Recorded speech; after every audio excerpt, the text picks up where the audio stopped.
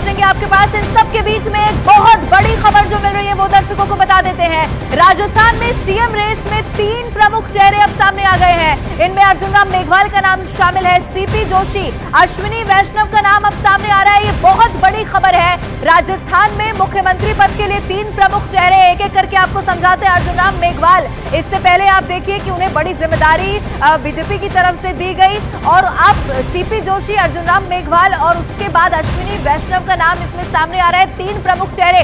भवानी ज्यादा जानकारी के साथ जुड़े हुए हैं। भवानी, इससे पहले तो और भी फेहरिस्त लंबी थी, ओम बिरला, ओम माथुर, दिया कुमारी, क्या सबका नाम अब हट गया है? ये 3 चेहरों में से कोई एक मुख्यमंत्री बन जाएगा?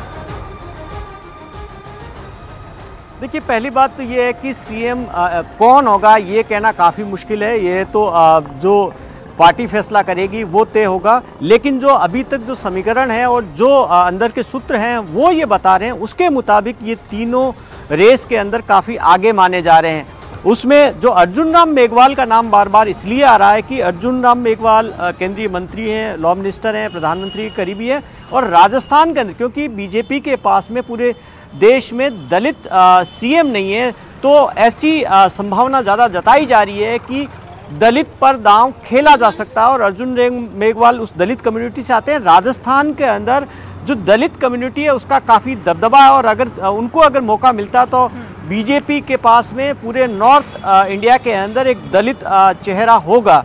तो इसलिए, और लो प्रोफाइल काफ़ी अच्छे, क्योंकि वो कलेक्टर रहे हुए हैं, आईएएस रहे हुए हैं, इसलिए अच्छे एडमिनिस्ट्रेटर भी है, तो काफ़ी चीज़ें उनके पक्ष में जाती है।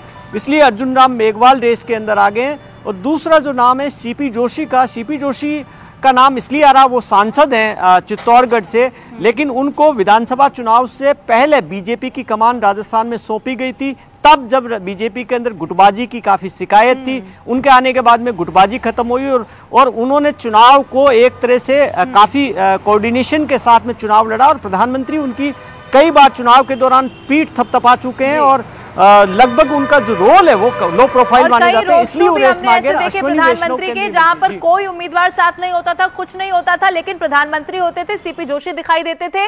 अब ऐसे में जो कोशिश की गई चुनाव के दौरान वो कितनी रंग लाएगी देखना होगा। आप तीनों का बहुत शुक्रिया हमारे साथ जुड़ने के लिए। लेकिन आगे बढ़ते हुए सीएम पद की रेस में पहले बात वसुंधरा राजे की ताकत की भी जरा कर लेते हैं, जो उनकी दावेदारी को और ज्यादा मजबूत बनाएगी। साथ ही आपको बताएं कि कमजोरी भी उनकी बताएंगे, लेकिन तस्वीरें इस वक्त आपके टीवी स्क्रीन पर 3 हम पहले आपको दिखा देते हैं। सबसे बड़ी खबर आज के लिए यह है कि आज पर्यवेक्षक तय हो जाएंगे, और पर्यवेक्षकों का तय होना मतलब विधायकों से बात करना, और विधायकों से बात करने का मतलब यह कि मुख्यमंत्री के नाम पर मोहर लग जाना। दूसरी तस्वीर आपको दिखा रहे हैं, अमित शाह से मुलाकात वसुंधरा राजे की हुई है। अमित शाह से बाबा बालकनाथ भी मिलने पहुंचे हैं। वो बाबा बालकनाथ, इससे पहले सबसे आगे उन्हीं का नाम चल रहा था, अलवर के तिजारा से चुनाव जीत चुके हैं। लेकिन क्या हिंदुत्व वाली छवि को बढ़ावा देते हुए भारतीय जनता पार्टी मौका देगी, ये देखना होगा। सीएम पद की रेस में सबसे पहले बात वसुंधरा राजे की करते हैं, जो उनकी दावेदारी को बहुत मजबूत बनाएगी, और साथ ही उनकी कमजोरी क्या है वो भी आपको बताते हैं, जो उनकी दावेदारी को खटाई का काम कर सकती है,